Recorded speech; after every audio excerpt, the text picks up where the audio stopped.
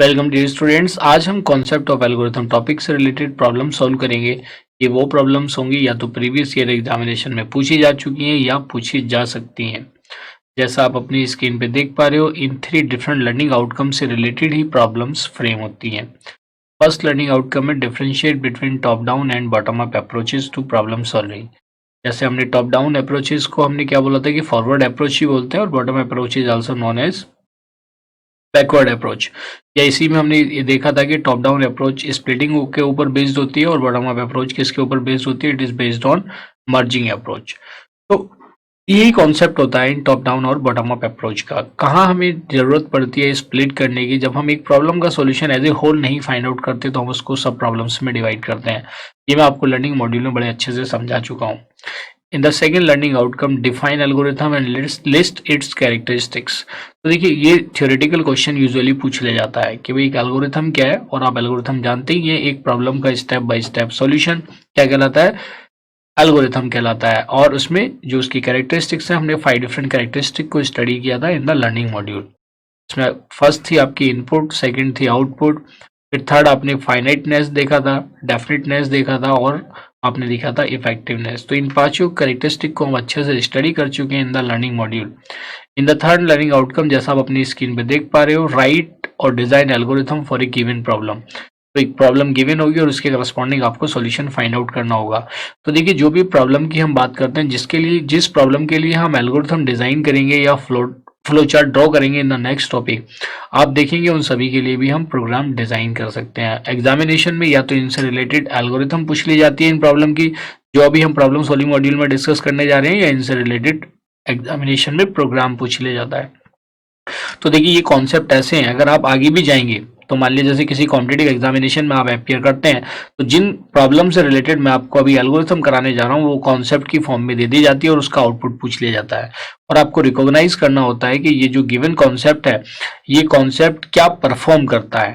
तो क्या परफॉर्म करने का मतलब है कि वो किसी नंबर का रिवर्स फाइंड आउट करता है, उसका सम ऑफ डिजिट्स फाइंड आउट करता है, या किसी गिवन नंबर को चेक करता है कि वो पैलिंड्रोम है या नहीं है। तो इस तरीके के कॉन्सेप्ट यूजुअली एग्जामिनेशन में पूछ लिए जाते हैं। तो ये जो प्रॉब्लम सॉल्विंग मॉड्यूल हम करने जा रहे हैं बच्चों, ये बहुत इंपॉर्टेंट है। इससे रिलेटेड शॉर्ट आंसर की प्रॉब्लम थियोरेटिकल बनती है, जैसे डिफरेंशिएट वाली होगी या डिफाइन एल्गोरिथम और इस कैरेक्टरिस्टिक्स होगी। कभी कभी शॉर्ट फॉर्म में उनकी किन्हीं दो कैरेक्टरिस्टिक का डिफरेंस भी पूछ लिया जाता है, लाइक डेफिनेटनेस और इफेक्टिवनेस का डिफरेंस बताओ। तो आप बिल्कुल एकदम, क्योंकि आपने एज ए होल इसको स्टडी कर लिया है, तो आप उसके छोटे क्वेश्चंस को भी इजीली आंसर कर सकते हैं। हमने प्रॉब्लम लर्निंग मॉड्यूल में इसके कुछ प्रॉब्लम सॉल्व करी थी, जिसमें मैंने आपको 3 कॉन्सेप्ट के ऊपर प्रॉब्लम सॉल्व कराई थी, sequence based, decision making based and on the basis of iteration और लूप। वैसे ही सेम उन्हीं 3 कॉन्सेप्ट के बेसिस पे एग्जामिनेशन में भी प्रॉब्लम पूछी जाती है। तो आइए देखते हैं फर्स्ट प्रॉब्लम। तो देखिए, फर्स्ट प्रॉब्लम है जो आपकी स्क्रीन पर लिस्टेड है, और फर्स्ट प्रॉब्लम क्या है, define the term algorithm, right the characteristics of an algorithm. तो देखिए, ये लर्निंग आउटकम में भी मैं आपको बता चुका हूँ, लर्निंग मॉड्यूल में इसको हम बड़े अच्छे से कवर कर चुके हैं। तो हमें ये समझना है कि एग्जामिनेशन में अगर क्वेश्चन को लिखना है तो आप कैसे लिखेंगे। देख के आपको पता चल गया कि ये थ्योरेटिकल क्वेश्चन है, तो आप क्या लिखेंगे, आंसर क्वेश्चन नंबर 1। सबसे पहले देखिए, क्वेश्चन 2 पार्ट में पूछा गया है। एक तो डेफिनेशन पूछी गई है किसकी, एल्गोरिथम की। दूसरा आपसे कैरेक्टरिस्टिक पूछी गई है ऑफ एन एल्गोरिथम। तो आप हेडिंग लिखेंगे, सबसे पहले लिखेंगे algorithm definition, you will write algorithm और उसकी डेफिनेशन। डेफिनेशन आप वही देंगे जैसा मैं आपको लर्निंग मॉड्यूल में बता चुका हूँ, इसके आप डेफिनेशन देंगे। किसी भी प्रॉब्लम का स्टेप बाय स्टेप जो सॉल्यूशन है उसको हम क्या बोलेंगे, एल्गोरिथम। लेकिन वो एक सेट ऑफ स्टेप्स को फॉलो करती है, और उसके साथ साथ आप डेफिनेशन के साथ साथ एक एग्जाम्पल भी देंगे। उस एग्जाम्पल में you can give addition of 2 number, multiplication of 2 number और एनी अदर एग्जाम्पल जिसमें आप कन्वीनियंट फील करते हैं। इसके बाद आप सेकंड जो पार्ट है इस क्वेश्चन का उसको एक्सप्लेन करेंगे, और सेकंड पार्ट में आप लिखेंगे heading characteristics of an algorithm, characteristics of an algorithm. आपको एग्जामिनेशन में इस चीज का ध्यान रखना है, जो मैंने आपको पहले से भी बताता हुआ आ रहा हूँ, कि हेडिंग आप ब्लैक पेन से लिखेंगे और उसकी डिस्क्रिप्शन आप ब्लू पेन से देंगे। तो ये मत सोचना कि सर तो यहाँ पे येलो यूज कर रहे हैं, आपको नहीं यूज करना है, क्योंकि आपकी रिप्रेजेंटेशन के लिए मेरे पास ऑप्शन अवेलेबल है, लेकिन आपकी एग्जामिनेशन में डिजिटल पेन का कोई कॉन्सेप्ट नहीं है। तो कैरेक्टरिस्टिक्स ऑफ एन एल्गोरिथम में आप सारे एल्गोरिथम को की कैरेक्टरिस्टिक को मेंशन करेंगे, मतलब सारे एल्गोरिथम की कैरेक्टरिस्टिक को नहीं, मतलब एक एल्गोरिथम की सभी कैरेक्टरिस्टिक को आप मेंशन करेंगे। आप बताएंगे अबाउट इनपुट, आप बताएंगे आउटपुट। तो जैसा आपने देखा था इनपुट के केस में देयर में भी 0 और मोर इनपुट्स, अगर आउटपुट के केस में देखेंगे there must be at least 1 output. ये सारी चीजें हम ऑलरेडी डिस्कस कर चुके हैं, जिसमें हमने कॉन्सेप्ट देखा था फाइनाइटनेस का, फाइनाइटनेस, और इवन मैंने आपको इसके लिए एक एक्रोनिम भी बनवाया था। फिर जो आपकी नेक्स्ट कैरेक्टरिस्टिक है दैट इज डेफिनेटनेस, और last one is effectiveness. Last one is effectiveness. ये 5 कैरेक्टरिस्टिक्स हैं जिनको हम 1 बाय 1 डिस्कस कर चुके हैं। आप एग्जामिनेशन में इनके बारे में थोड़ा सा ब्रीफ करेंगे, वैसे ही ब्रीफ करेंगे जैसा हम लर्निंग मॉड्यूल में डिस्कस कर चुके हैं। इस तरह से आपके इस क्वेश्चन का आंसर कंप्लीट हो जाएगा। तो बड़ा आपको साफ साफ लिखना है, एग्जामिनेशन में भी पॉइंट वाइज चीजों को एक्सप्लेन करना है। Don't give the essay form, आपको पॉइंट वाइज चीजों को एक्सप्लेन करना है।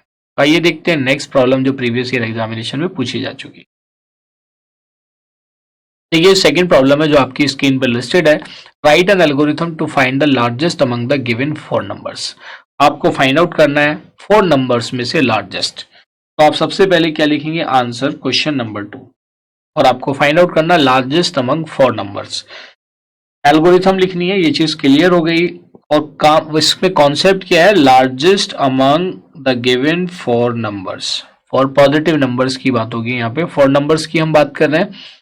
तो मैंने इसमें अब आपको देखना है कि इनपुट क्या होगा और आउटपुट क्या होगा। तो ये तो आपको क्लियर हो गया कि 4 नंबर्स क्या है, हमारे इनपुट है गिवन 4 नंबर्स।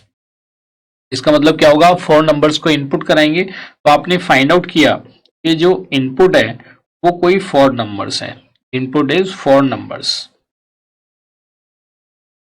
से मैंने एज्यूम कर लिया कि ये जो 4 नंबर्स हैं वो है A, B, C and D। ये मेरे 4 नंबर्स हो गए। इसके बाद अब आप देखिए इसका आउटपुट क्या प्रोड्यूस होगा। अगर आप देखेंगे तो इसके आउटपुट में आपको फाइंड आउट करना है, to find the largest, largest find out करना है। तो ये आपका क्या हो गया, आउटपुट। आउटपुट होगा आपका लार्जेस्ट वैल्यू, लार्जेस्ट और मैक्सिमम वैल्यू, लार्जेस्ट और मैक्सिमम वैल्यू। ये चीज क्लियर हो गया, ये इनपुट हो गया और ये आउटपुट हो गया। अब इन चीजों को ध्यान में रखते हुए देखिए अब हम आगे कैसे प्रोसीड करेंगे। हमारे पास 4 नंबर्स है और उसके करस्पॉन्डिंग हमें एक आउटपुट फाइंड आउट करनी है। तो इस केस में देखिए सबसे पहले हम क्या लिखेंगे, इसके कॉन्सेप्ट को समझ लेते हैं। थोड़ा सा कॉन्सेप्ट रिकॉल करिए कि अगर मेरे पास 2 नंबर है, मुझे लार्जेस्ट फाइंड आउट करना है, तो मैं क्या चेक करूंगा कि भाई अगर A B से बड़ा है, A is largest, otherwise B is largest. ये 1 पॉसिबिलिटी है। This is the selection between 2। अगर सिलेक्शन अमंग मल्टीपल है तो 3 हो सकते हैं। 3 के केस में क्या होगा, मैं A को चेक कर लूंगा कि क्या A B से भी बड़ा है, A C से भी बड़ा है, तो A बड़ा हो जाएगा।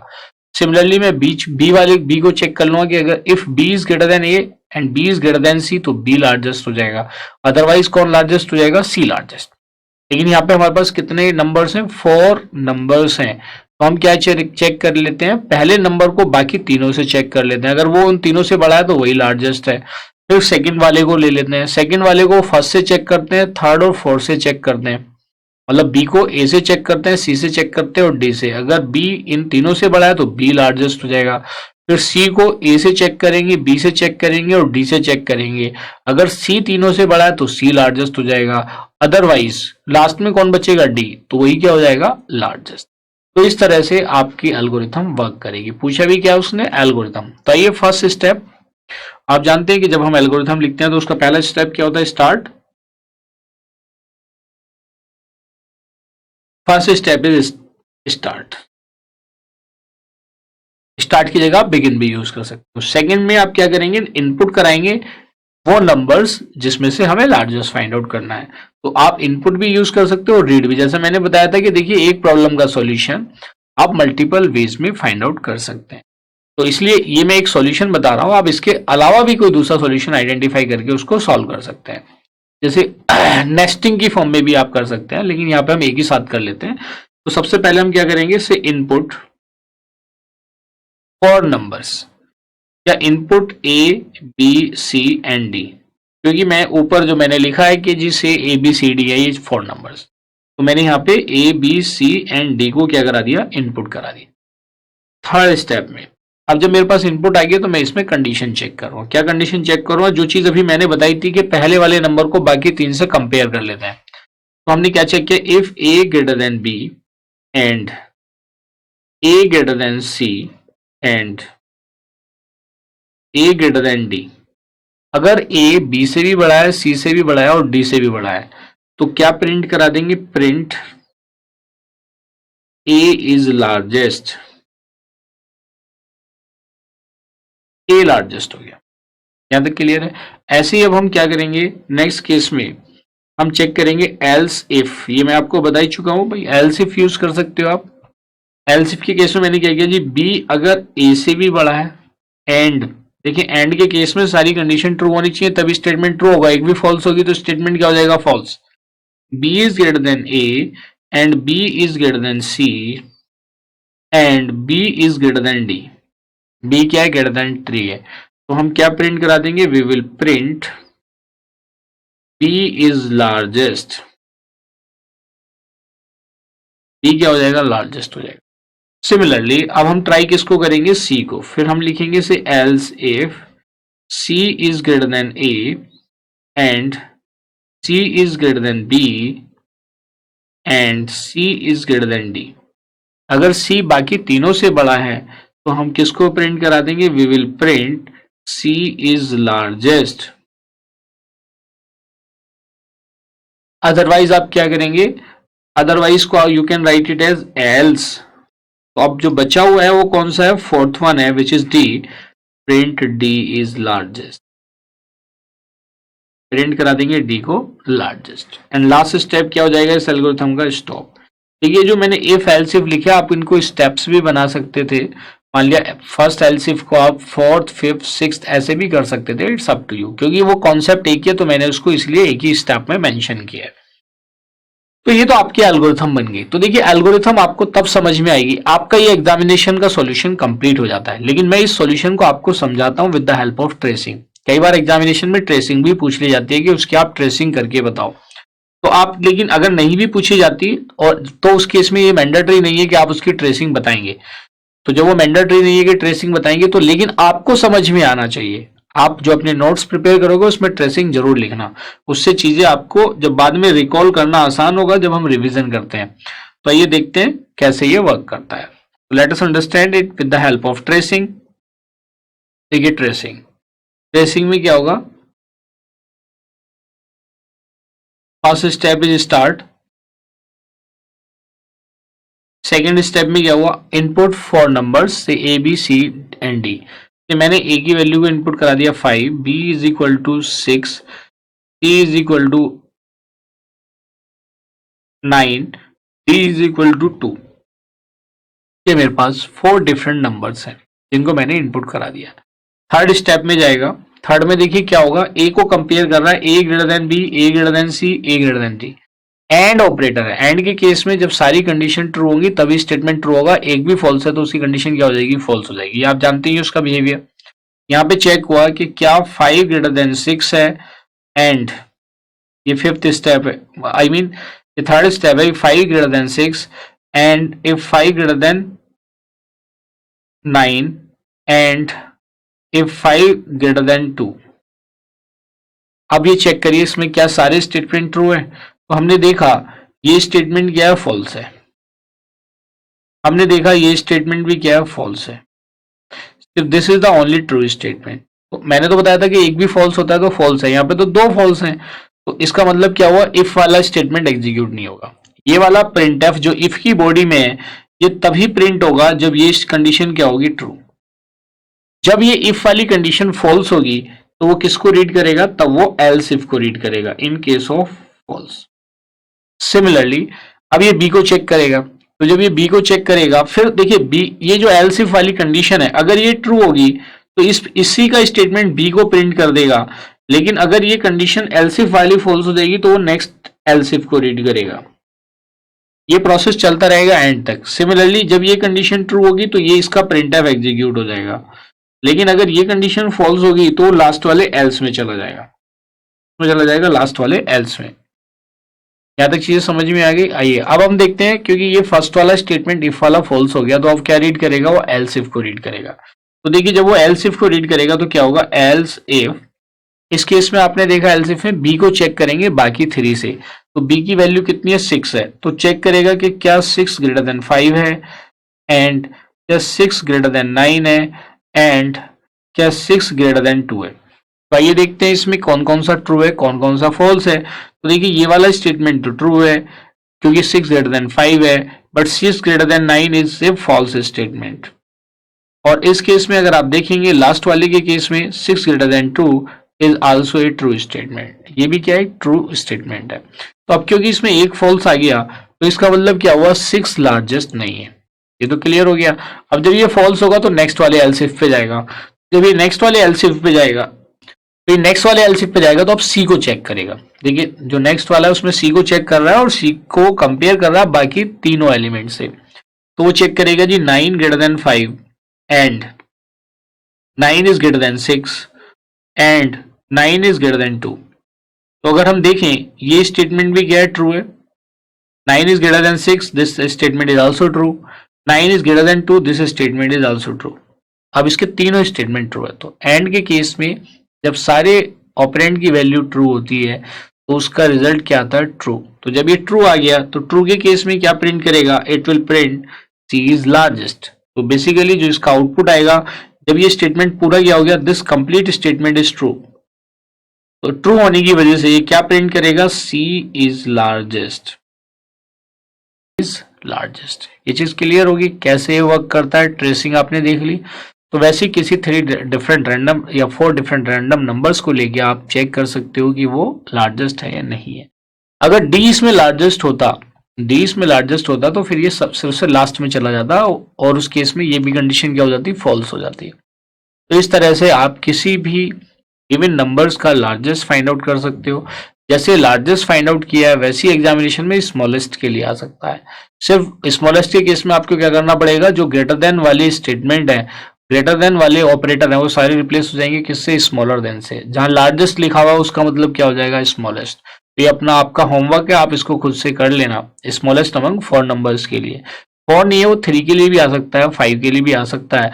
आगे जाके जब हम स्टडी करेंगे सूडो कोड का कॉन्सेप्ट, जब आप प्रोग्रामिंग करेंगे तो आपके पास n नंबर्स होंगे, उसमें से आपको लार्जेस्ट स्मॉलेस्ट फाइंड आउट करना होगा, तब आप एरे के कॉन्सेप्ट को लर्न करेंगे।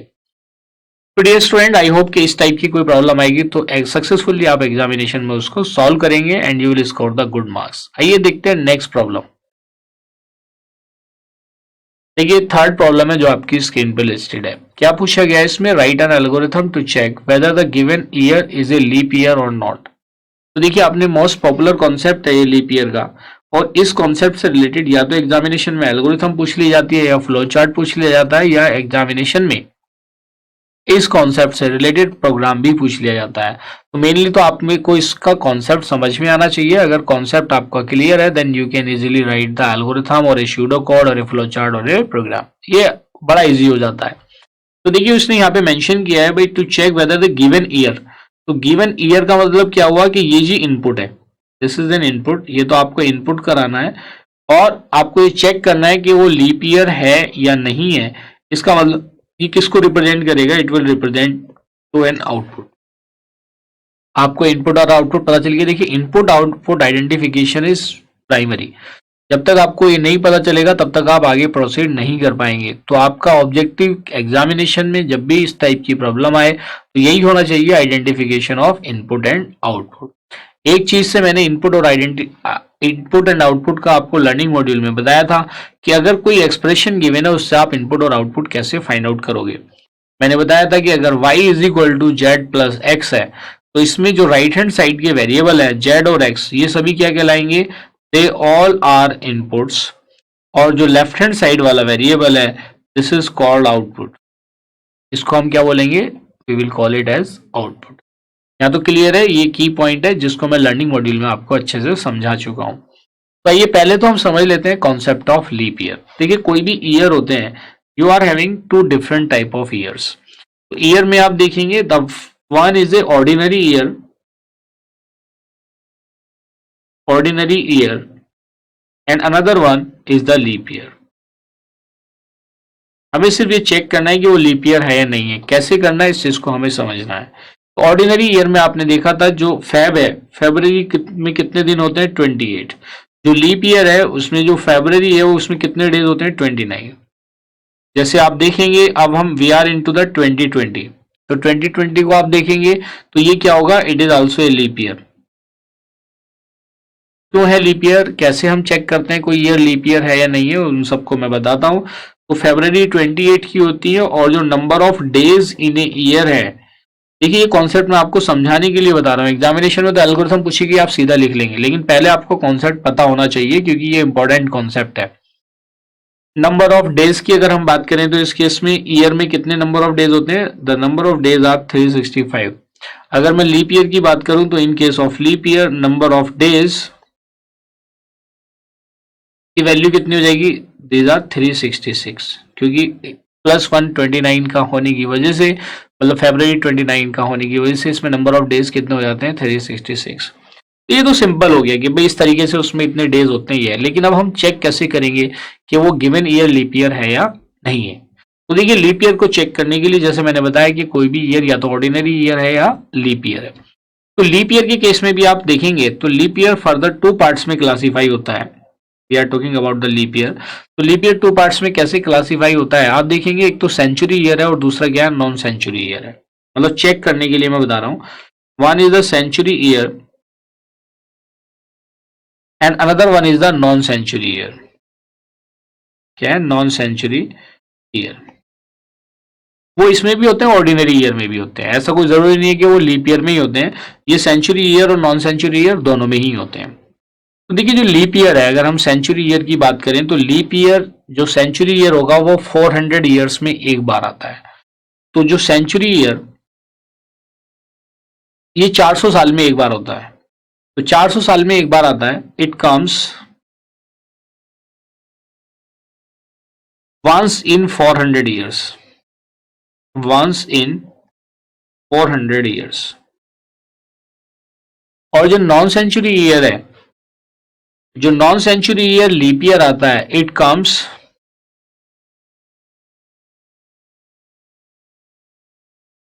once in 4 years। तो कैसे चेक करेंगे, देखिए अगर मैंने ये एज्यूम कर लिया कि मेरा जो एन है, एन एक ईयर है जिसको मुझे चेक करना है कि वो लीप ईयर है या नहीं है। तो अगर मैं सेंचुरी ईयर के केस में चेक करता हूं तो वो जो मेरा लीप ईयर है उसको, उसका मॉड्यूलो डिवीजन अगर मैं 400 से करूं तो उसका रिमाइंडर कितना आना चाहिए, 0। रिमाइंडर कितना आना चाहिए, 0। देखिए ये परसेंटेज नहीं है, दिस इज मॉड्यूलो डिवीजन। और आप ये जानते ही हैं कि modulo operator is used to find the remainder. This is modulo division और it is used to find the remainder, used to find the remainder, used to find the remainder. यहां तक क्लियर हो गया। ये किस केस में आया, in case of a century year, in case of a century year. आइए अब हम देखते हैं in case of non century year. तो जब हम नॉन सेंचुरी ईयर की बात करते हैं, हमने देखा कि it comes once in 4 year, 4 साल में एक बार आता है। तो 4 साल में जब एक बार आता है तो ये नॉन सेंचुरी ईयर है। तो हम क्या चेक करेंगे कि जी ये जो ईयर है it should be divisible by 4। इससे डिविजिबल होना चाहिए, 4 से तो डिविजिबल होना चाहिए क्योंकि 4 साल में एक बार आता है। एंड देखिए एंड लगा रहा हूं, दोनों मैच करने चाहिए और ये एन 100 से डिविजिबल नहीं होना चाहिए क्योंकि ये नॉन सेंचुरी ईयर है। भाई सेंचुरी का मतलब डिविजिबल बाई 100, नॉन सेंचुरी का मतलब नॉट डिविजिबल बाई 100। तो आपने देखा कि अगर मुझे ये चेक करना है कि वो non century year leap year है या नहीं है, तो उस केस में मुझे ये कंडीशन यूज करनी पड़ेगी फॉर नॉन सेंचुरी ईयर। और in case of century year मुझे चेक करना पड़ेगा कि वो ईयर कितने से डिविजिबल होना चाहिए, 400 से। अब अगर मैं लीप ईयर की ओवरऑल कंडीशन देखूं तो लीप ईयर को चेक करने के लिए मेरे पास ये यहाँ पे भी मॉड्यूलो डिवीजन ही है। तो मेरे पास ओवरऑल ये चेक करने के लिए कि वो लीप ईयर है या नहीं है, LY that is leap year है या नहीं है, तो मेरे पास ये कंडीशन आ गई complete. N modulo 400 is equal to 0 और n modulo 4 is equal to 0 and n modulo 100 not equal to. ये कंप्लीट कंडीशन आ गई किसके लिए, लीप ईयर के लिए। तो आपने देख लिया कि कैसे हमने कंडीशन को आइडेंटिफाई किया। अब ये अगर आपको देखना है कि कौन से ईयर लीप ईयर है या कौन से ईयर लीप ईयर नहीं है, तो देखिए मैंने कहा जी 400 से डिविजिबल होना चाहिए। मैं कहता हूं कि जी मेरे पास 1100 है, 1200 है, 1300 है, 1400 है, 1500 है, 1600 है, या से 1700 है, 1900 है, 2000 है, या 18 तो रह गया, 1800, 1900, 2000, और ऐसे ही सेम अगर मैं ले लेता हूं से 2001, 2002, 2003, 2004, तो आइए देखते हैं इनमें से कौन से ईयर लीप ईयर है और कौन से लीप ईयर नहीं है। तो अगर आप देखेंगे, देखिए 1100 है, ये 400 से डिविजिबल नहीं है क्योंकि ये सेंचुरी ईयर है। तो सेंचुरी ईयर के लिए हम क्या चेक करेंगे कि वो 400 से डिविजिबल होना चाहिए, तो it is not a leap year. मैं क्रॉस लगा रहा हूं, क्रॉस क्या रिप्रेजेंट कर रहा है, नॉट ए लीप ईयर। देखिए 1200 400 से डिविजिबल है, so it is a leap year, it is a leap year. LY हो गया, this is not LY, LY stands for leap year, LY stands for leap year.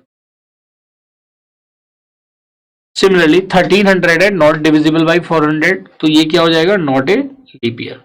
ये X L Y नहीं है, this is not a leap year. Clear हुआ। उसके बाद देखा हमने 1400, 1400 is also not divisible by, century year है तो आपको ये मानना है कि वो 400 साल में एक बार आता है, तो क्या होना चाहिए, 400 से डिविजिबल होना चाहिए। तो this is also not a leap year. 1500 not a leap year. 1600 की बात करेंगे, yes it is a leap year, 400 से डिविजिबल है। 1700 not a leap year, 1800 not a leap year, 1900 not a leap year, but 2000 is a leap year.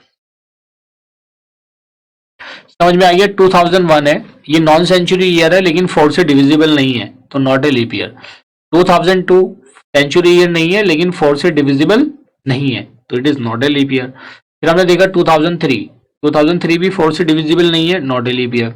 2004 को देखा, 4 से divisible है, 2004 is divisible by 4, and 100 से डिविजिबल नहीं है, but so it is a leap year. ये क्या हो गया, लीप ईयर। तो जो अभी एट प्रेजेंट आप कौन से सेशन में, यू आर इन 2020, तो 2020 को देखेंगे, ये एक सेंचुरी ईयर नहीं है। तो अगर आप देखेंगे 2020 इज डिविजिबल बाई, आप अगर इसको देखोगे जी 2020 मॉडुलो डिविजिबल बाई 4 जीरो है, इसका रिमाइंडर जीरो आएगा। एंड जो 2020 है, इसको जब आप 100 से डिवाइड करोगे तो इसकी value not equal to zero आएगी, मतलब कुछ ना कुछ इसका रिमाइंडर जरूर आएगा। तो ये इस कंडीशन को सेटिस्फाई कर रहा है, it is a leap year. तो आपको समझ में आ गया कॉन्सेप्ट, इसलिए बच्चों को बहुत ज्यादा कंफ्यूजन रहती है लीप ईयर के कॉन्सेप्ट को समझने में, बट आई होप इसको लर्न करके आपको आप कभी भी लीप ईयर के कॉन्सेप्ट में प्रॉब्लम नहीं आएगी। तो आइए इसके लिए अब एल्गोरिथम लिख लेते हैं। तो आपने कॉन्सेप्ट तो आइडेंटिफाई कर लिया, this is the concept of leap year, basically this is the entire concept of leap year. किसी भी लीप ईयर को चेक करने के लिए आप ये कंडीशन यूज करेंगे। तो आपको इनपुट पता चल गया, इनपुट में आपको ये प्रिंट क्या कराना है, ईयर को इनपुट कराना, और आउटपुट में क्या आएगा, लीप ईयर और नॉट ए लीप ईयर। तो इनपुट आउटपुट आपने यहाँ पे आइडेंटिफाई किया, आप इनपुट कराएंगे यहाँ पे क्या, ईयर, हमें ये नहीं पता कि वो लीप ईयर है या नहीं है, और आउटपुट में क्या प्रोड्यूस होगा, आउटपुट में प्रोड्यूस होगा लीप ईयर और नॉट, लीप ईयर और नॉट, ये प्रोड्यूस होगा। तो आइए आगे बढ़ते हैं फर्स्ट स्टेप। हाँ, तो सबसे अब लिखेंगे आप इसका एल्गोरिथम। एल्गोरिथम का फर्स्ट स्टेप क्या होगा, स्टार्ट। सेकेंड स्टेप में आप इनपुट कराएंगे लीप ईयर, इनपुट ईयर।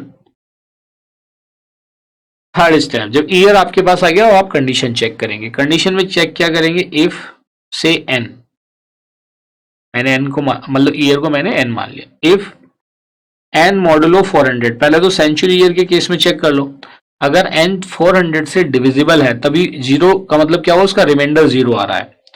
और का आप सिंबल ये भी लगा सकते हैं, दो पैरेलल लाइन भी, अभी सी हमने नहीं करी तो इसलिए मैं यहाँ पे और लिख देता हूं। और ये तो हुआ किस केस में, this is in case of century year.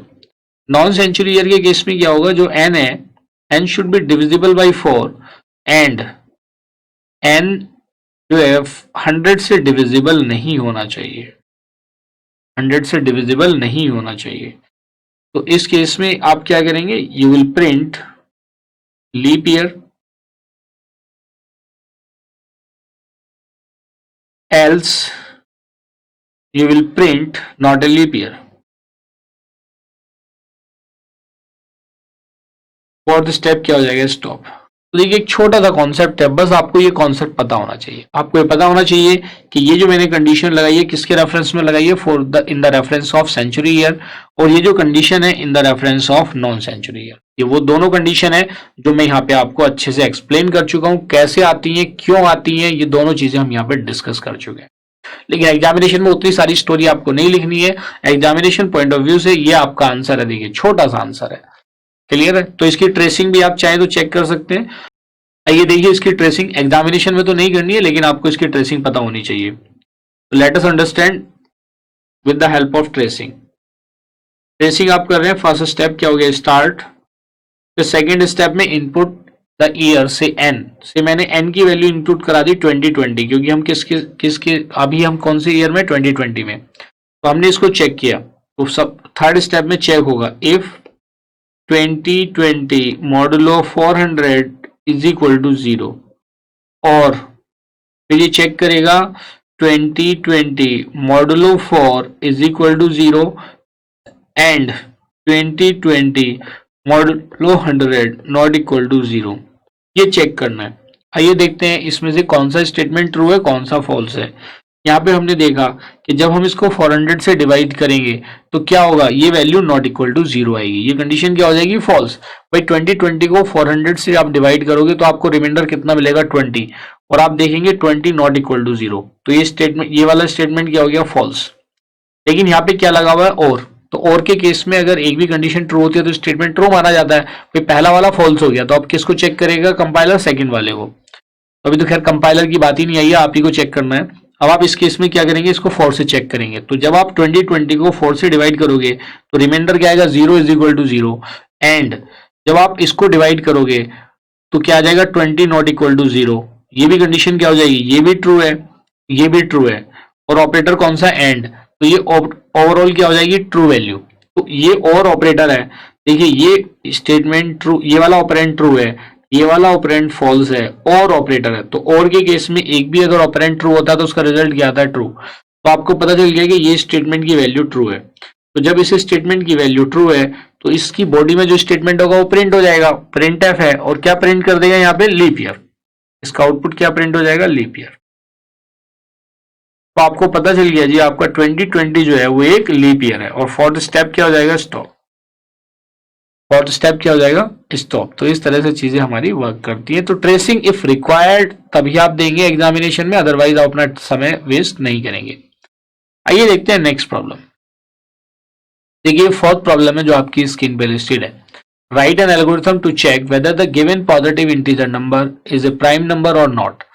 तो पहले तो हमें समझना पड़ेगा गिवन पॉजिटिव इंटीजर नंबर, इसका मतलब क्या हुआ? ये हमारा इनपुट है, दिस इज आवर इनपुट, और हमें जो चेक करना है कि वो प्राइम नंबर है या नहीं है वो एक हमारा आउटपुट है। प्राइम और नॉट ये किसको रिप्रेजेंट करेगा? It will represent to an output. यहाँ चीज समझ में आ गई? तो आप इसमें लिखेंगे answer question number 4। Answer question number 4। तो सबसे पहले हमें समझना पड़ेगा जो कॉन्सेप्ट है किसका? प्राइम नंबर का। तो हमने यहाँ पे आइडेंटिफाई किया कि इसमें जो इनपुट है वो है given number, given positive number, वो है गिवन पॉजिटिव नंबर, मतलब वो हमें कीबोर्ड से इनपुट कराना पड़ेगा। और जो इसमें आउटपुट है, आउटपुट वो जनरेट करेगा उस गिवन नंबर के रेस्पेक्ट में, whether it is a prime number और नॉट, प्राइम नंबर और नॉट, ये चीजें होंगी। आइए तो इसके लिए अब एल्गोरिथम लिखते हैं। Let us right an algorithm. First step, हाँ लेकिन पहले प्राइम नंबर को हम समझ लेते हैं, एल्गोरिथम बाद में करेंगे। तो late us understand the concept. देखिए अभी तक जो आपने प्राइम नंबर के कॉन्सेप्ट को समझा है कि कोई भी नंबर प्राइम नंबर होता है जब वो अपने आप से डिविजिबल होता है या 1 से डिविजिबल होता है, अपने आप से या 2 से। नंबर डिविजिबल बाय 1 और इटसेल्फ, नंबर डिविजिबल बाय 1 और itself is known as prime number। ये तो आप जानते ही हैं। चलिए, इतनी बात आप जानते हैं। अब बात ये आती है कि अगर नंबर डिविजिबल बाय 1 और इटसेल्फ है तो 1 प्राइम नंबर क्यों नहीं होता? 1 is not a prime number. अगर आप देखेंगे 1 is not a prime number. क्यों? क्योंकि इसमें जो ये फर्स्ट वाली कंडीशन है, इसके साथ साथ एक स्टेटमेंट और होता है कि उसके एग्जैक्टली 2 फैक्टर्स होने चाहिए। द नंबर डिविजिबल बाय 1 और itself and the number should have exactly two factors। exactly two factors। कितने फैक्टर्स होने चाहिए? 2। इसलिए जो 1 है 1 प्राइम नंबर नहीं होता क्योंकि उसका एक ही फैक्टर होता है। क्या होता है? 1 ही फैक्टर होता है। फॉर एग्जाम्पल कौन कौन से नंबर देखिए प्राइम नंबर होंगे, तो आप इसमें लिखेंगे कि भाई हमारे पास 2 है, 3 है, 5 है, 7 है, 11 है, 13 है, 19 है, 17 है, एटसेट्रा। ये सभी क्या है? प्राइम नंबर्स हैं। These all are prime numbers. आप देखेंगे इस लिस्ट में मैंने 1 को मेंशन नहीं किया क्योंकि उसके एग्जैक्टली 2 फैक्टर्स नहीं होते। तो मोस्ट ऑफ द स्टूडेंट्स को ये फर्स्ट वाला स्टेटमेंट याद रहता है, लेकिन वो इस स्टेटमेंट को स्किप कर जाते हैं। तो आपको इस स्टेटमेंट को याद रखना है। You need to remember these 2 statements regarding the prime number. ये कॉन्सेप्ट आपको समझाने के लिए बता रहा हूँ। एग्जामिनेशन में ऐसा कोई जरूरी नहीं कि आप उसको दें। स्टार्ट। तो एग्जामिनेशन में तो साफ साफ उसने पूछा जी आपको एल्गोरिथम लिखनी है। तो आइए, आपको कॉन्सेप्ट पता चल गया, तो आइए इसके लिए एल्गोरिथम लिखते हैं। कॉन्सेप्ट तो आपको क्लियर हो गया कि भाई प्राइम नंबर कैसे होता है और कैसे हम उसे चेक करेंगे। चेक करने के लिए डिविजिबिलिटी का है। देखिए, डिवीजन में अगर वो खाली 2 ही बार डिवाइड होता है तो हमें पता चल जाएगा कि वो क्या है, एक प्राइम नंबर है। अगर 2 से ज्यादा बार डिवाइड हो रहा है तो इसका मतलब वो प्राइम नंबर नहीं है। आप जितने नंबर है वहां तक भी डिवाइड कर सकते हो, इसके अंडर रूट तक भी डिवाइड कर सकते हो। जैसा मैंने आपको बताया था कि एक प्रॉब्लम के मल्टीपल सॉल्यूशंस एग्जिस्ट करते हैं, तो किसी एक सॉल्यूशन को हम यहाँ पे बनाते हैं।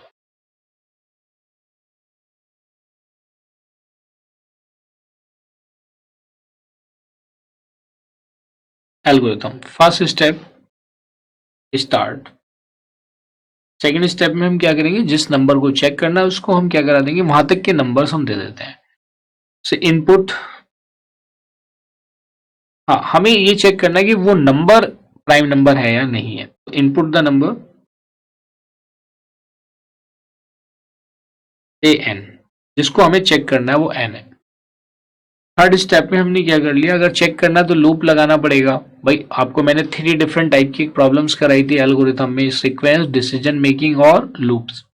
इससे पहले अभी तक हमने किसकी प्रॉब्लम देखी है, यहाँ पे हमने देखी है डिसीजन मेकिंग से रिलेटेड। तो अब क्या करेंगे, हम यहाँ पे इसको इनिशियलाइज कर देते हैं। मैंने एक वेरिएबल ले लिया इनिशियलाइज, एक वेरिएबल ले लिया i इज इक्वल टू 1 जो लूप के लिए काम करेगा, और एक काउंट ले लिया वेरिएबल जिसकी इनिशियल वैल्यू क्या है 0। अगर ये काउंट की वैल्यू 2 होगी, क्योंकि 2 फैक्टर्स हो जाएंगे तो वो प्राइम कहलाएगा। अगर 2 से ज्यादा हो जाती है या कम रहती है तो वो नॉन प्राइम रहेगा। फोर्थ स्टेप, फोर्थ स्टेप में आप चेक करेंगे इफ जो नंबर है आपका, अगर वो divisible by i is equal to क्या हो जाता है 0। अगर उस नंबर को हम i से डिवाइड करते हैं, i की वैल्यू 1 है तो 1 से डिवाइड करेंगे, उसका रिमाइंडर अगर 0 आ जाता है तब आप काउंट की वैल्यू को क्या कर देंगे, प्लस प्लस। जितनी बार भी डिवाइड होगा काउंट की वैल्यू आप सेट कर देंगे, count is equal to count plus 1। ये बढ़ता चला जाएगा। हाँ, अब जैसे ही क्या होगा कि ये, अब क्या होगा, इस प्रोसेस को हमें रिपीट करना पड़ेगा। तो फिफ्थ स्टेप में हम क्या करेंगे, i is equal to I plus 1 कर। ये प्रोसेस हमारा चलता रहेगा, और इस प्रोसेस को चलाने के लिए हमें क्या लिखना पड़ेगा, रिपीट स्टेप्स 4 एंड 5 तब तक अनटिल। देखिए यहाँ पे मैंने बताया था अलग अलग कंडीशन लगा सकते हैं, दोनों से ही आपका सेम वर्क होगा, लेकिन यहाँ पे अभी हमारे लिए ऑप्टिमाइजेशन वर्क नहीं कर रहा है। अभी हम सिंपल चेक कर रहे हैं हमारा कॉन्सेप्ट, सिंपलेस्ट वे में हम उसको कैसे चेक कर सकते हैं। Repeat steps 4 and 5 until i is less than equal to n। जब तक i की वैल्यू क्या है, less than equal to n है। तो जैसे ये कंडीशन फॉल्स होगी, इस कंडीशन के फॉल्स होने के बाद आपका कंट्रोल यहाँ पे आएगा 7th स्टेप पे। आप चेक करेंगे कि अगर इस लूप के बाहर आने के बाद अगर काउंट की वैल्यू कितनी मिलती है 2, कितनी मिलती है 2। इसका मतलब 2 फैक्टर है उसके, तो क्या प्रिंट करा देंगे, प्रिंट प्राइम नंबर। अदरवाइज, और you can write it as else print not a prime number, not a prime number. और लास्ट स्टेप क्या हो जाएगा, stop. Last step is stop. ये चीज क्लियर है कैसे वर्क कर रहा है, ओके। आइए आगे बढ़ते हैं। अब इसकी ट्रेसिंग से इसको और अच्छे से समझ लेते हैं। देखिए प्रोसेस तो मैंने लिख दिया, लेकिन हो सकता है अभी तक आपको चीजें क्लियर ना हुई, और यही आपका सॉल्यूशन भी है जो एग्जामिनेशन में आपको लिखना है। ट्रेसिंग से आपको चीजें एकदम क्लियर हो जाएगी। तो देखिए ट्रेसिंग इसकी कैसे वर्क करेगी। ट्रेसिंग फर्स्ट स्टेप क्या जाएगा आपका, स्टार्ट। सेकेंड स्टेप में आपने क्या किया, नंबर को इनपुट करा दिया, से मैंने n इनपुट करा दिया 3। क्या इनपुट करा दिया, 3। आइए अब हम चेक करेंगे थर्ड स्टेप में, ये चेक करेगा 3। हाँ, थर्ड स्टेप में इनिशियलाइज कर रखा है, i की वैल्यू क्या है 1 है, और जो ये काउंट वेरिएबल है इसकी इनिशियल वैल्यू क्या है 0। फोर्थ स्टेप में चेक करेंगे, क्या चेक करेंगे, देखिए if n is 3 modulo 1 is equal to 0। देखिए 3 को अगर हम 1 से डिवाइड करते हैं तो रिमाइंडर क्या आएगा 0। इसका मतलब क्या हुआ, 0 greater than 0 is equal to 0।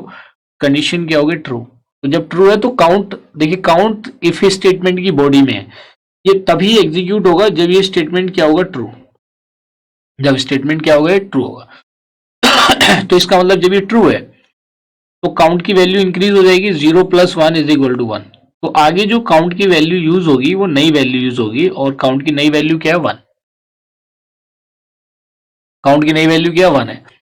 आइए अब देखते हैं फिफ्थ स्टेप में जाएगा और आई की वैल्यू को इंक्रीज करेगा। आई इज इक्वल टू क्या है, आई + 1 है, तो 1 + 1 इज इक्वल टू कितना हो जाएगा, 2। अब ये सिक्स स्टेप में आएगा, वो कहता है जी 4 और 5 को रिपीट करो until i is less than equal to n। तो वो कहता है जी रिपीट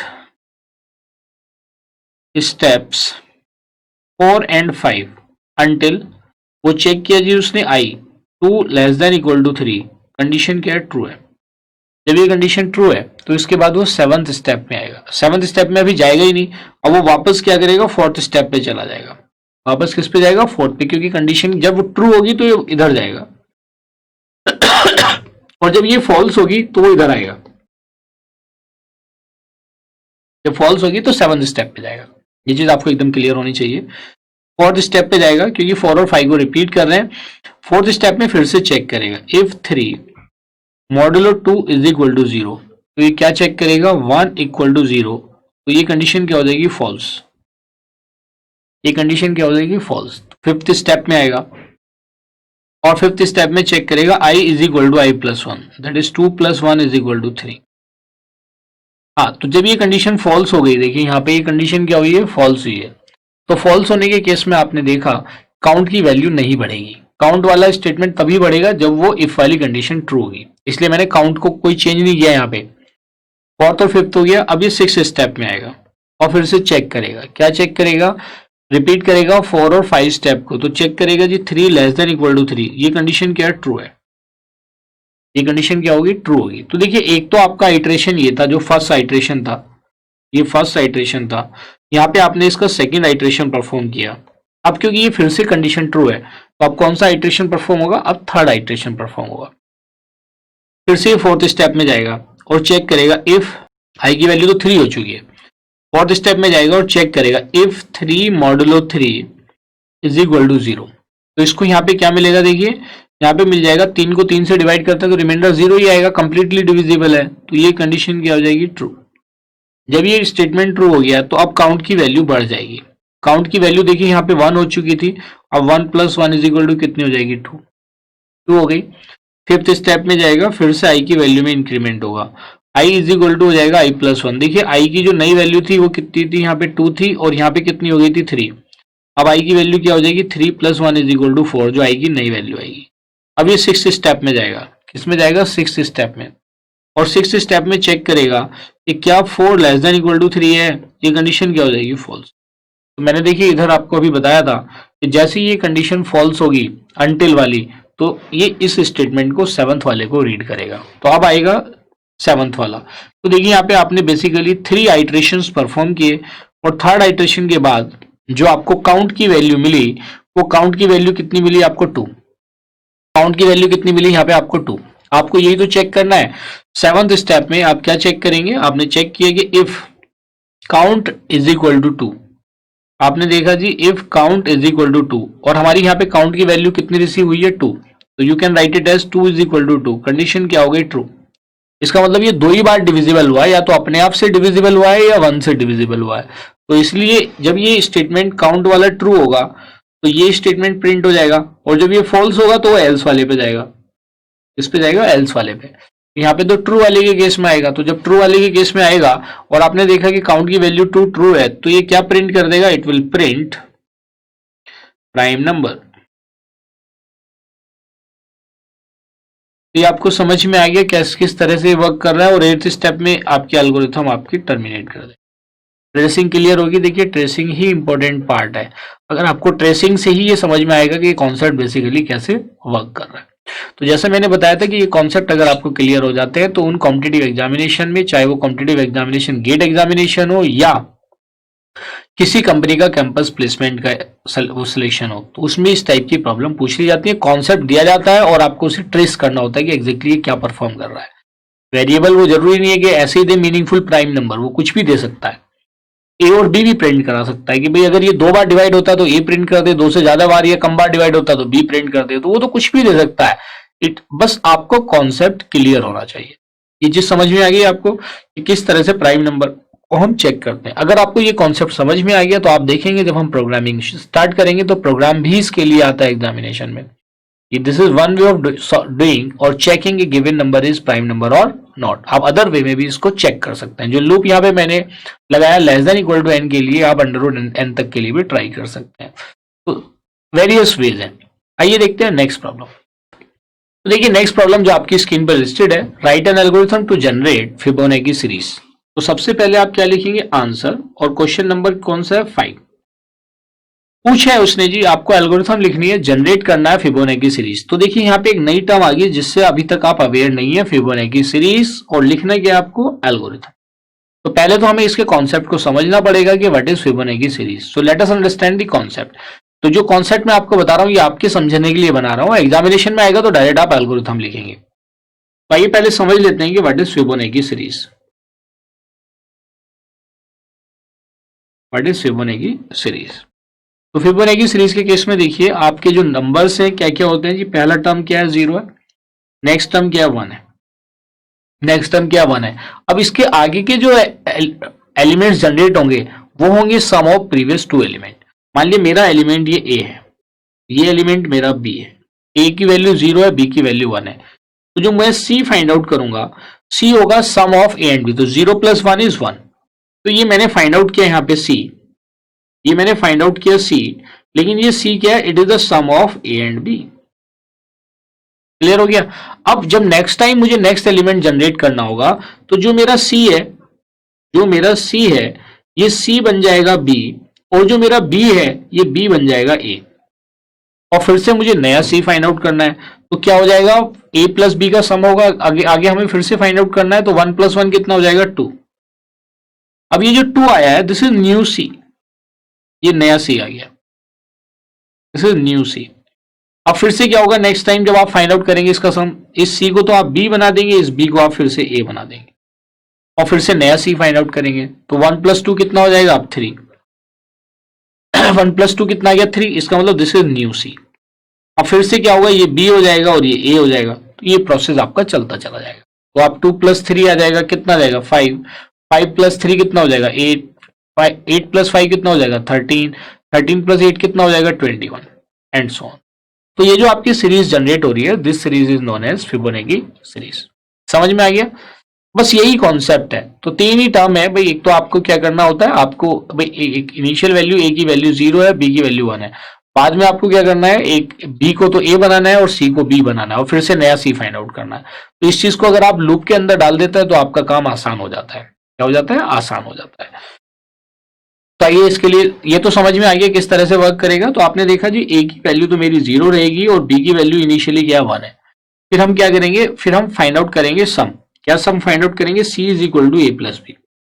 ए प्लस बी कर रहे हैं, बाद में हम क्या कर रहे हैं, जो बी है उसको ए बना दे रहे हैं, तो जो बी की वैल्यू है वो ए को असाइन हो जाएगी। इसका उल्टा भी कर सकते हैं, बी की वैल्यू ए हो जाएगी, या जो सी आता है सी की वैल्यू क्या बन जाती है बी, और जो बी की वैल्यू होती है वो क्या बन जाती है ए। सी की वैल्यू तो बी बन गई।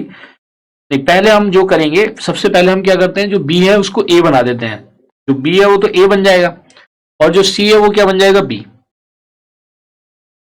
तो ये 3 स्टेप हैं जो आपके बार बार रिपीट होंगे, आइट्रेशन में आ जाएंगे, और इस तरह से आप एक सीरीज को जनरेट कर पाएंगे।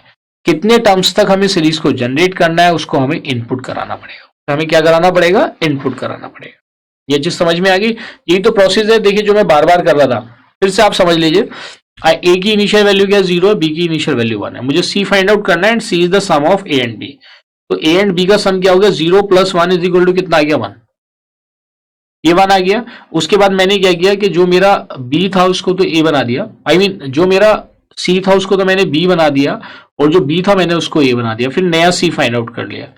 तो नया सी क्या है, 1 + 1 इज इक्वल टू 2। भाई इन दोनों का जो सम था वो मेरा 2 आ गया, इसका और इसका सम। भाई इसका और इसका सम कितना आ गया, 2 आ गया। ये जो 2 आया ये भी सी आया मेरा, तो मैंने इस सी को क्या बना दिया बी, और जो बी था उसको क्या बना दिया ए। ये चीज क्लियर है। उससे फिर 1 + 2 से नया टर्म मुझे फाइंड आउट कर लिया 3। तो वो सीरीज जो प्रीवियस 2 के सम के बेसिस पे आपको जनरेट होके मिलती है उसको हम क्या बोलते हैं, Fibonacci series. This is one वे। अभी हमने यहाँ पे रिकर्जन नहीं किया है, मैं सिंपलेस्ट वे में आपको बता रहा हूँ। रिकर्जन के थ्रू भी आप फिबोनाची सीरीज जनरेट कर सकते हैं। जब हम रिकर्सिव फंक्शंस पढ़ेंगे तब वहां पे भी मैं इसका एक दूसरा कॉन्सेप्ट आपको बताऊंगा, लेकिन यहां तक इतना समझने के लिए आपके लिए सफिशिएंट है। ये कॉन्सेप्ट है इसका, ये हमने कॉन्सेप्ट लर्न कर लिया। आइए अब देखते हैं एल्गोरिथम। तो यहाँ पे देखिए इनपुट क्या होगा आपका, यहाँ पे आपने ये आइडेंटिफाई किया कि कितने नंबर ऑफ टर्म्स हमें फिबोनाची सीरीज के जनरेट करने हैं, वो इनपुट हो जाएगा। नंबर ऑफ टर्म्स वो हमारे क्या हो जाएंगे, से n, वो हमारा इनपुट होगा। और आउटपुट में क्या जनरेट होगा, आउटपुट में फिबोनाची सीरीज जनरेट होगी, फिबोनाची सीरीज जनरेट होगी। चलिए ये चीज आपको समझ में आ गई। और एग्जामिनेशन में जो आपको इसका आंसर लिखना है, जो अब मैं बता रहा हूं ये आपको लिखना है, वो मैंने आपकी अंडरस्टैंडिंग के लिए समझाया। First step is start. Second step में आपने इनपुट करा दिया n, कितने टर्म्स तक हमें सीरीज को जनरेट करना है। थर्ड स्टेप में आपने इनिशियलाइज करा दिया, इसको इनिशियलाइज करा दिया, आपने इनिशियलाइज करा दिया, ए की इनिशियल वैल्यू 0, बी की इनिशियल वैल्यू क्या करा दी 1। फोर्थ स्टेप में आपने C is equal to A plus B किया। फिफ्थ स्टेप में आपने क्या किया, फिफ्थ स्टेप में आपने किया कि जो बी था उसको आपने ए बना दिया। सिक्स स्टेप में आपने क्या किया कि जो सी था उसको आपने बी बना दिया, बनाने का मतलब है उसको असाइन कर दिया। सेवंथ स्टेप में, अच्छा यहाँ पे हम इनिशियलाइज कर सकते थे अगर हमें लूप लगाना है, कितने टर्म्स तक जाना है ये तो हमें पता ही नहीं है, तो मैंने एक नया वेरिएबल आई और ले लिया जो कहां से शुरू होगा 1 से। तो मैं यहां से रिपीट करा देता हूं स्टेप्स को, repeat steps 4, 5 and 6 until i is less than equal to n, जब तक i की वैल्यू क्या less than equal to n है।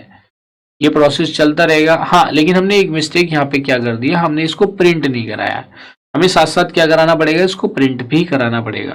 तो जैसे c की वैल्यू आएगी उसको हम यहाँ पे प्रिंट भी करा देते हैं, तो ये इसमें एक स्टेप चेंज हो जाएगा। तो मैंने क्या करा दिया, यहाँ पे प्रिंट करा दिया c को, और जो b था वो मेरा a हो गया, और जो c था वो मैंने b बना दिया। और 8th स्टेप में वही चीज जो मैंने अभी लिखी थी, क्या लिखेंगे, we will write repeat steps. कौन कौन से स्टेप्स को रिपीट करेंगे, रिपीट स्टेप्स 4, 5, 6 and 7।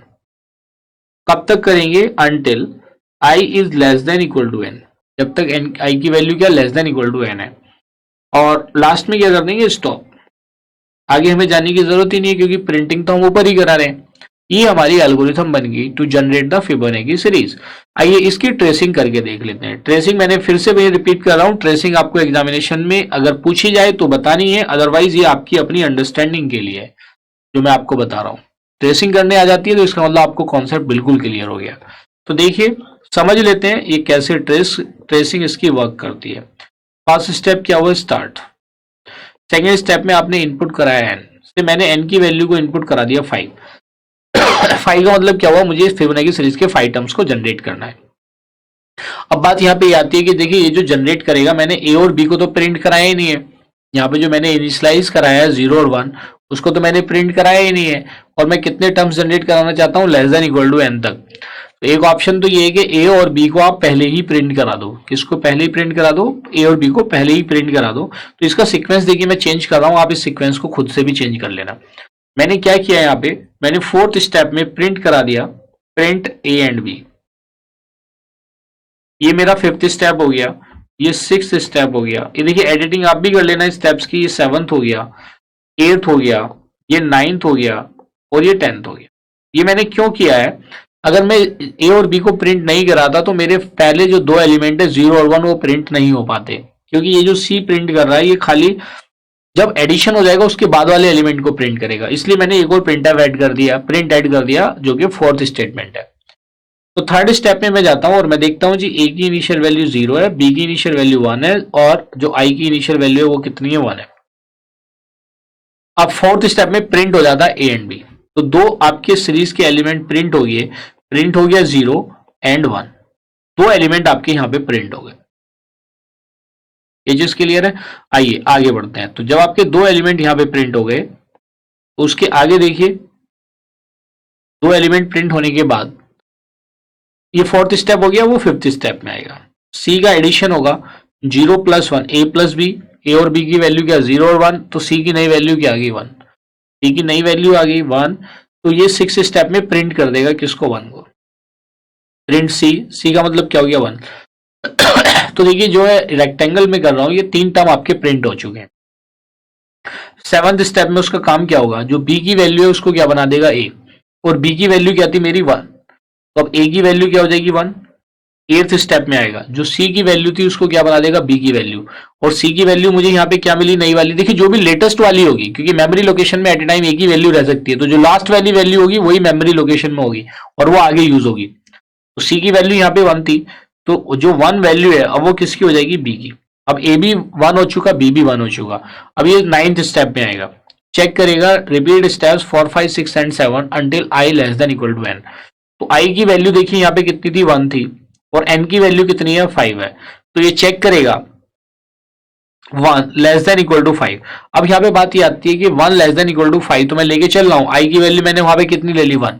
इसका मतलब क्या हुआ कि अगर दो टर्म्स को मैं डायरेक्टली प्रिंट करा रहा हूँ, दो टर्म्स को अगर मैं डायरेक्टली प्रिंट करा रहा हूँ तो i की वैल्यू को 1 से स्टार्ट नहीं करूंगा।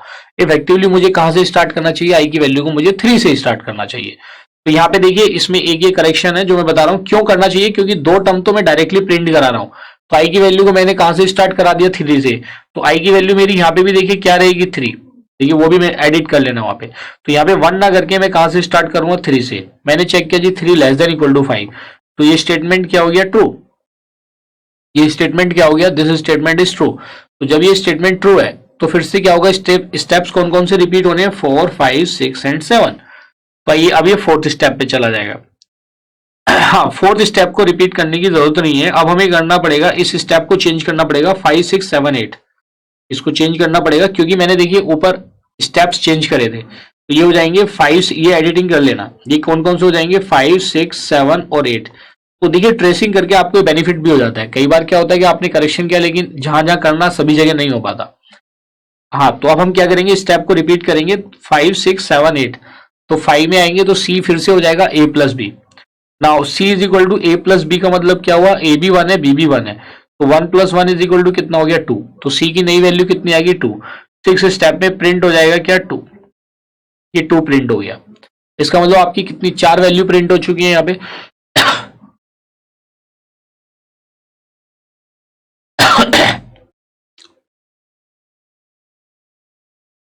हाँ, अब देखिए इसमें एक चीज आप नोटिस करेंगे, मैंने i की वैल्यू को यहाँ पे अभी तक अपडेट नहीं कराया, जबकि मुझे i की वैल्यू को भी क्या करना चाहिए, i + 1 करना चाहिए।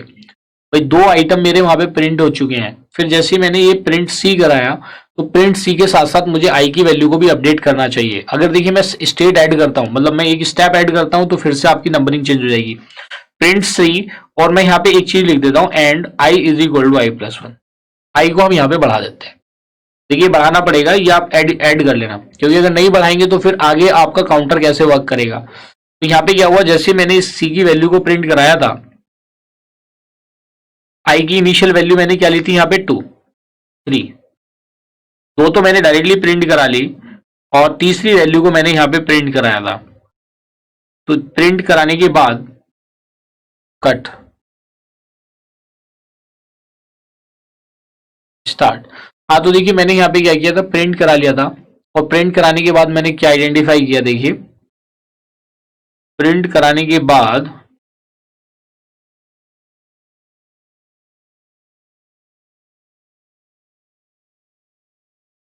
हमने देखा आई इज इक्वल टू कितना आ रहा है, 3, 1 और 2। जैसे ही मैं प्रिंट सी कराऊंगा तो आई की वैल्यू कितनी हो जाएगी, 3। अच्छा ठीक है। अब जैसे मैंने यहाँ पे प्रिंट 1 कराया था, तो प्रिंट 1 के बाद यहाँ पे आई की वैल्यू क्या हो जाएगी, I is equal to I plus one. 3 plus 1 कितना हो गया, 4। ये बात ठीक है। यहाँ पे जो कंडीशन चेक होगी ये 4 वाली होगी। चेक करेगा 4 less than equal to 5, condition क्या होगी, ट्रू। बिल्कुल सही है। सी इज इक्वल टू क्या आ गया, 1 प्लस 1, उसमें कोई चेंज नहीं। देखिए क्योंकि मैं कुछ टर्म्स को डायरेक्टली प्रिंट करा रहा हूं, हम चाहे तो सारी को वैल्यू को एक लूप में भी प्रिंट करा सकते थे, लेकिन तब हमें ए की वैल्यू को -1 और बी की वैल्यू को 1 एज्यूम करना पड़ेगा। ए की वैल्यू को -1 और बी की वैल्यू को 1 करना पड़ेगा। जब इन दोनों का सम आएगा तो पहला टर्म क्या जनरेट होगा, 0। Are you getting my point or not. तो आप वैसे भी उस कॉन्सेप्ट को भी मैं यहाँ पे आपको बता दूंगा, तब उस केस में आपको जो अलग से प्रिंट कराना उसकी जरूरत नहीं पड़ेगी आपको। तो यहाँ पे क्या आ गया, प्रिंट की वैल्यू कितनी आ गई, 2। ये समझ में आ गया, प्रिंट आ गया 2, एंड जो आई की वैल्यू कितनी हो जाएगी, 4 प्लस 1 इज इक्वल टू 5। अब ये 5 6 हो गया। अब 7 स्टेप में जाएगा। 7 में क्या होगा, जो बी की वैल्यू है उसको क्या बना देगा, ए। तो बी की वैल्यू क्या हो जाएगी, बी की वैल्यू क्या थी, 1। बी इज इक्वल टू, अगर ए करता है तो इसकी वैल्यू कितनी हो जाएगी, 1। 8th स्टेप में जाएगा तो बी इज इक्वल टू क्या है, सी है। बी इज इक्वल टू सी है, और सी की वैल्यू कितनी है, द वैल्यू ऑफ सी जो आपने अभी अभी प्रिंट करी है वो कितनी है, 2। ये 2 हो गया। तो अब बी की नई वैल्यू कितनी होगी, 2, और ए की वैल्यू कितनी हो गई, 1। अब ये 9th स्टेप में आएगा।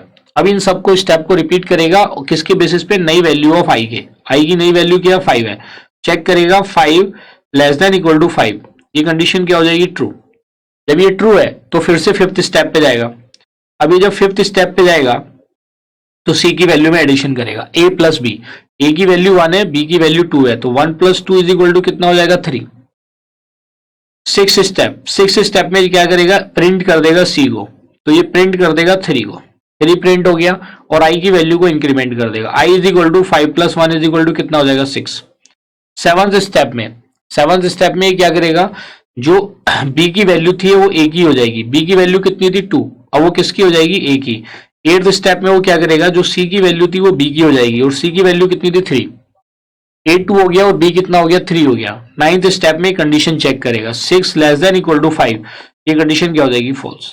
तो जब ये कंडीशन फॉल्स हो जाएगी तो 10th स्टेप में ये क्या कर जाएगा, stop.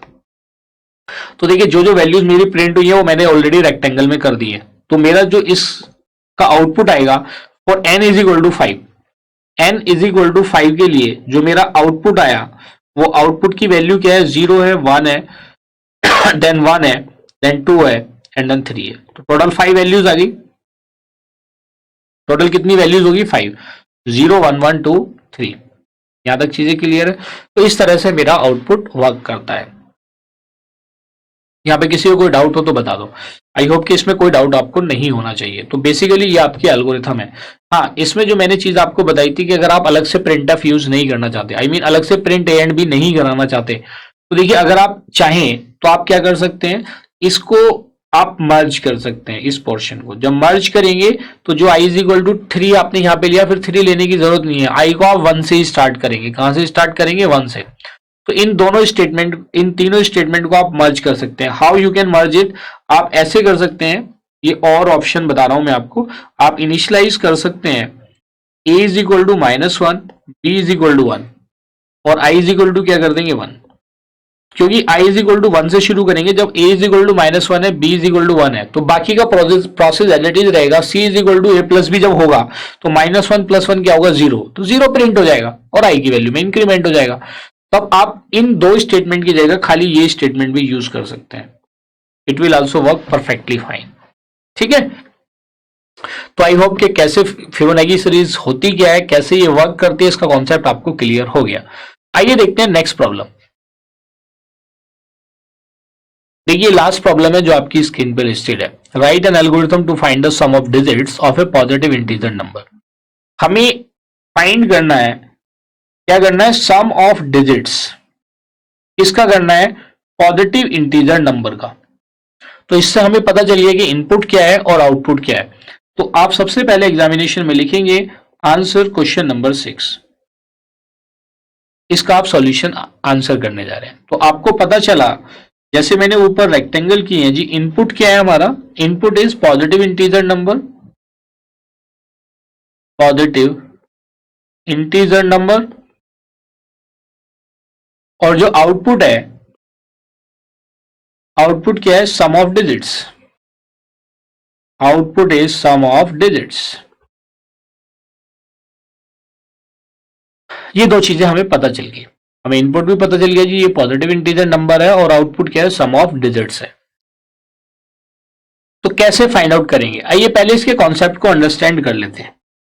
Let's understand the concept, क्योंकि देखिए ये कॉन्सेप्ट बहुत इंपॉर्टेंट है। इससे एल्गोरिथम भी आ सकती है, इससे फ्लो चार्ट भी पूछा जा सकता है, इससे प्रोग्राम भी पूछा जा सकता है, इवन इससे एक सूडो कोड भी दिया जा सकता है कॉम्पिटिटिव एग्जामिनेशन में, और आपसे आउटपुट पूछा जा सकता है कि ये कोड क्या परफॉर्म करता है।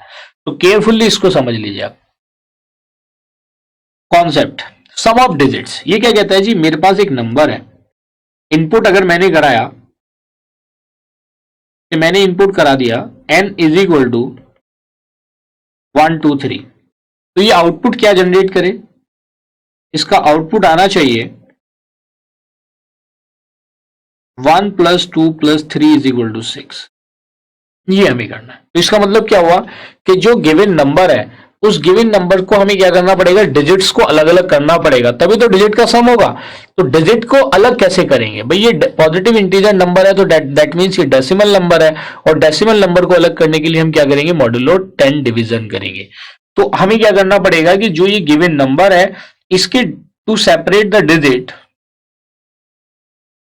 टू सेपरेट द डिजिट्स, हम क्या करेंगे, we will perform modulo 10 division, perform modulo 10 division.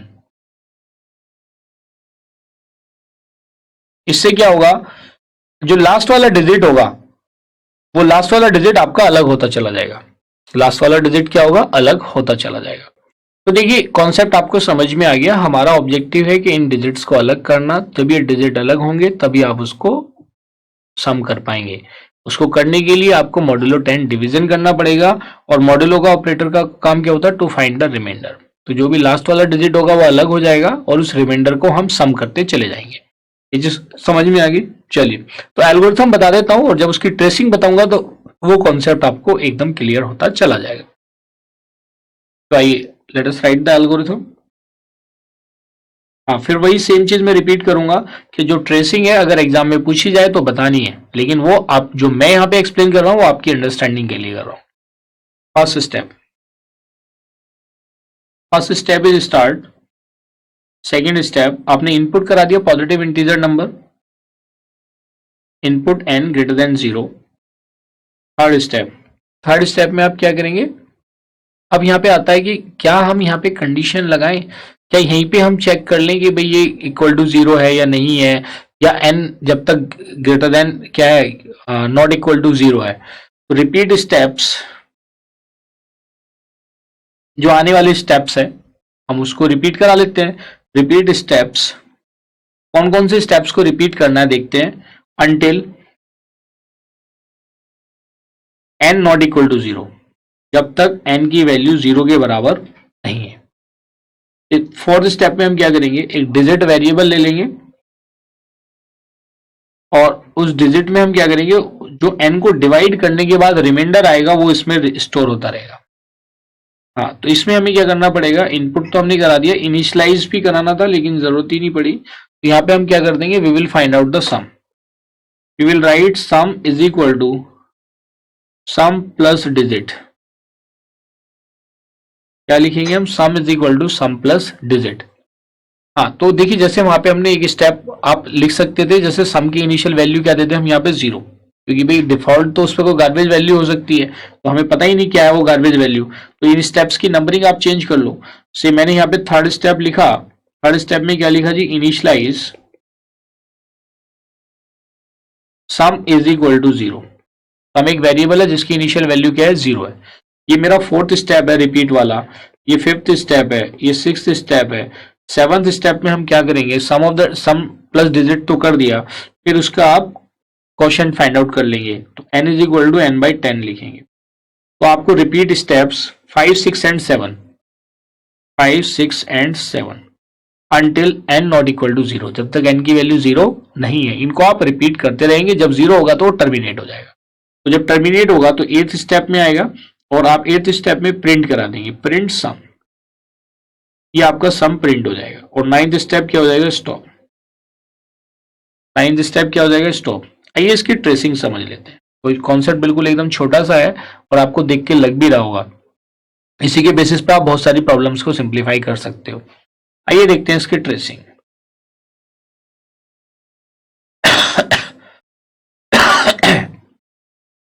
Start कैसे वर्क करता है, first step is start. Second step से मैंने इनपुट करा दिया n इज इक्वल टू मैंने इनपुट करा दिया 1 2 3। इसके बाद थर्ड स्टेप में आएगा और इनिशियलाइज करेगा सम, सम की इनिशियल वैल्यू क्या होगी, 0। फोर्थ स्टेप में आएगा, फोर्थ स्टेप में उसको रिपीट करना है स्टेप्स को 5 6 7 until n not equal to 0। 5 6 and 7 को रिपीट करना है until n not equal to 0, that is 1 2 3 not equal to 0। ये कंडीशन क्या है, ट्रू है, बिल्कुल सही है, कंडीशन ट्रू है। तो अब ये फिफ्थ स्टेप में आएगा। फिफ्थ स्टेप में क्या देखेगा, डिजिट फाइंड आउट करेगा और डिजिट की वैल्यू क्या हो जाएगी, 1 2 3 मॉडुलो 10। देखिए 123 को जब आप 10 से डिवाइड करेंगे तो रिमाइंडर कितना आएगा, 3। आप खुद से भी चेक कर सकते हो जी, 1 2 3 है, मैंने इसको 10 से डिवाइड किया, 10 से डिवाइड करेंगे 1 टाइम जाएगा 1 0 2, 3 को आपने ले लिया, फिर इसके बाद 23 हो जाएगी वैल्यू, क्यों 2 टाइम्स जाएगा ये 20 हो जाएगी, सॉरी रिमाइंडर कितना आएगा 3। तो ये 3 आपका डिजिट में आ गया। 6 स्टेप में क्या होगा, इसका सम हो जाएगा, sum is equal to sum plus, sum की इनिशियल वैल्यू मैंने क्या एज्यूम करी थी, 0। तो सम की जो नई वैल्यू होगी वो क्या हो जाएगी, 0 प्लस 3 इज इक्वल टू 3। तो now the new value of sum is 0। देखिए आगे जो भी वैल्यू होगी, जो लेटेस्ट वैल्यू होगी वो ओल्डर वैल्यू को क्या कर देती है, ओवरराइट, ये आप जानते ही है। इनिशियली सम की वैल्यू 0 थी, अब जो नई वैल्यू आई है सम की आगे वो यूज होगी। उसके बाद 7th स्टेप में आपने क्या किया, डिजिट आपने लिया n is equal to n by 10। तो देखिए n बाई 10 की वैल्यू कितनी होगी, 12।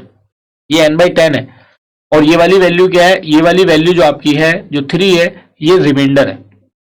देखिए ये वाली जो वैल्यू है ये n मॉडुलो 10 की वैल्यू है और ये वाली जो वैल्यू है ये n बाई 10 की वैल्यू है। ये आप जानते हैं ये क्वोशिएंट एक रिमाइंडर है, क्लियर है। तो यहाँ पे आपने फाइंड आउट किया कि n की वैल्यू आपको मिल गई 1 2 3 बाई 10 दैट इज 12। अब ये फिर से 8th स्टेप में जाएगा, 8th में नहीं क्योंकि इसको रिपीट क्या करना था, 4 5 6 7, बिल्कुल सही बात है। अब ये फिर से क्या जाएगा, 5th स्टेप पे जाएगा और ये चेक करेगा कि 1 2 नॉट इक्वल टू 0। ये कंडीशन भी क्या ट्रू है, ये किसमें गया, this is the 4th step. अब ये फिर से क्योंकि ये कंडीशन ट्रू है तो अब ये फिर से 5th स्टेप में आएगा, फिर से डिजिट इवेल्युएट करेगा। डिजिट इज इक्वल टू क्या हो जाएगा, 1 2 मॉडुलो 10। जब 12 को 10 से डिवाइड करेंगे तो रिमाइंडर कितना आएगा, 2। ये तो आपको क्लियर ही है। और 6th स्टेप में क्या करेगा, ये सम फाइंड आउट करेगा, sum is equal to sum plus. देखिए सम की जो अब लेटेस्ट वैल्यू थी वो 3 थी, तो ये क्योंकि मेमोरी के लोकेशन पे एट ए टाइम एक ही वैल्यू आ सकती है, तो 3 प्लस डिजिट, डिजिट कितना है 2, 3 प्लस 2 इज इक्वल टू कितना आ गया 5। अब देखिए आगे जो सम की वैल्यू यूज होगी वो कितनी यूज होगी, 5।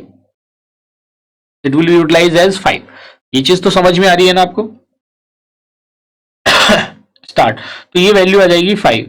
तो जब ये वैल्यू 5 आएगी तो फिर से 7th स्टेप में जाएगा और 7th स्टेप में n की वैल्यू फाइंड आउट करेगा। 1 2 डिवाइडेड बाई 10, तो इसकी वैल्यू कितनी आ जाएगी, 1, क्योंकि ये 1 टाइम ही जाएगा। ठीक है जी। अब ये फिर से 4th स्टेप पे जाएगा। और फोर्थ स्टेप पे चेक करेगा 1 not equal to 0, yes this statement is true. जब ये स्टेटमेंट ट्रू है फिर से फिफ्थ स्टेप पे जाएगा और ये डिजिट फाइंड आउट करेगा। डिजिट क्या हो जाएगा 1 मॉड्यूलो 10 और इसकी वैल्यू कितनी हो जाएगी 1, 1 मॉड्यूलो 10 इज 1। सिक्स स्टेप में फिर से जाएगा, फिर से सम करेगा। सम की जो नई वैल्यू है वो कितनी है 5 है। Sum is equal to sum plus digit, देखिए उस चीज को, सम प्लस डिजिट का मतलब क्या हो गया 5 प्लस 1 इज इक्वल टू कितना हो जाएगा 6। फिर ये सेवंथ स्टेप पे जाएगा, फिर से ये फाइंड आउट करेगा n, n is equal to हो जाएगा 1/10। तो देखिए जब 1 को 10 से डिवाइड करेंगे तो इसका क्वेश्चन पार्ट क्या जाएगा 0, क्योंकि 0 टाइम जाएगा। फिर ये फोर्थ स्टेप पे चला जाएगा। फोर्थ स्टेप पे फिर से चेक करेगा 0 नॉट इक्वल टू 0, स्टेटमेंट की वैल्यू क्या हो जाएगी फॉल्स। जब ये फोर्थ वाले स्टेटमेंट की वैल्यू फॉल्स होगी तब ये एट्थ स्टेप पे जाएगा और ये प्रिंट कर देगा सम को, और प्रिंट की जो लास्ट वैल्यू होगी सम की वो प्रिंट हो जाएगी। ये क्या कर देगा यहाँ पे प्रिंट कर देगा सम को, and the last value of print is 6। ये इसका आउटपुट आ जाएगा और आपकी एल्गोरिथम 9th स्टेप पे क्या हो जाएगी स्टॉप। तो देखिए जितने डिजिट होंगे उतने ही नंबर ऑफ आइट्रेशंस परफॉर्म करने पड़ेंगे। तो देखिए यहाँ पे आपने कितने आइट्रेशन परफॉर्म करे, आपने ये फर्स्ट देखिए 4 5 6 एक सेट यहाँ पे इवैल्यूएट हुआ, ये आपका फर्स्ट आइट्रेशन था। फिर 4 5 6 यहाँ पे इवैल्यूएट हुआ, ये आपका सेकेंड आइट्रेशन था। Cut start. तो देखिए यहाँ पे फिर ये 4 5 6 रिपीट हुआ, ये आपका थर्ड आइट्रेशन था। तो जितने नंबर ऑफ डिजिट आपके नंबर में होंगे उतने ही आइट्रेशंस आपको परफॉर्म करने पड़ेंगे। तो बेसिकली आपने देखा इसका जो मेन लॉजिक है वो ये लॉजिक है, this is the main logic, और ये लॉजिक इस कंडीशन पे वर्क कर रहा है। जब तक वो नहीं है नॉट इक्वल टू 0 है तब तक ये वर्क करेगा, जैसे इक्वल टू 0 हो जाएगा वो स्टॉप कर देगा। I hope this concept is very much clear to all of you कि कैसे ये चीजें वर्क करती हैं और कैसे किसी भी प्रॉब्लम के लिए हम एल्गोरिथम लिख सकते हैं। तो आपने यहाँ पे ओवरऑल ऑब्जर्व किया कि जब तक हमें ये कॉन्सेप्ट क्लियर नहीं होगा कि वो बेसिकली प्रॉब्लम में इनपुट क्या है, आउटपुट क्या है और प्रोसेस वाला पार्ट क्या होगा, तब तक हम उसके लिए एल्गोरिथम नहीं लिख सकते। But I am very much sure जितनी प्रॉब्लम्स मैंने आपको अलग अलग कराई हैं उनसे रिलेटेड प्रॉब्लम अगर एग्जाम में कोई भी आएगी तो आप उसे सक्सेसफुली अटेम्प्ट कर लेंगे। तो डियर स्टूडेंट, जैसे आपने देखा कि ये जो 3 लर्निंग आउटकम्स हैं इन्हीं से रिलेटेड यूजुअली प्रॉब्लम्स एग्जामिनेशन में पूछी जाती हैं। इन्हीं से रिलेटेड हमने प्रॉब्लम्स को लर्निंग मॉड्यूल में भी डिस्कस किया था। तो आई होप कि इससे रिलेटेड कोई भी प्रॉब्लम आएगी एग्जामिनेशन में तो आप उसे सक्सेसफुली अटेम्प्ट करेंगे and you will score the good marks.